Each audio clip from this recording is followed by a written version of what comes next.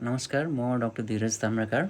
के तपाईँहरू ग्यास्ट्राइटिसको औषधिहरू प्राय प्रयोग गरिने ओमेप्राजोल, प्यान्टोप्राजोल, राभेप्राजोल, इसेमिप्राजोलहरूको प्रयोग गर्दै आउँदै हुनुहुन्छ?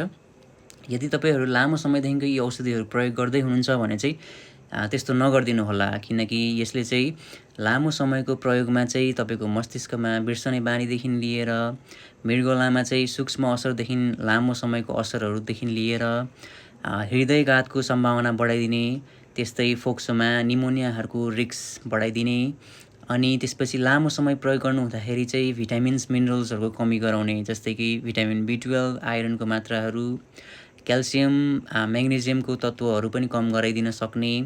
त्यस्तै चाहिँ लामो समय प्रयोग गर्नु हुँदाखेरि चाहिँ तपाईँले हड्डीहरू खिने समस्याहरू पनि आउन सक्ने हुन्छ। त्यस्तै पेटमा चाहिँ तपाईँको वाक उल्टीदेखि लिएर विभिन्न कीटाणुको सङ्क्रमण पनि बढाइदिन सक्छ। र तपाईँले यदि लामो समय नै प्रयोग गर्नुभयो भने चाहिँ कहिले कहिले चाहिँ कलेजोको क्यान्सरको सम्भावना पनि बढाइदिन सक्छ। त्यसैले आफूलाई नचाहेको अवस्थामा यी औषधिहरू चाहिँ लामो समय प्रयोग नगरिदिनुहोला। हस्त, धन्यवाद।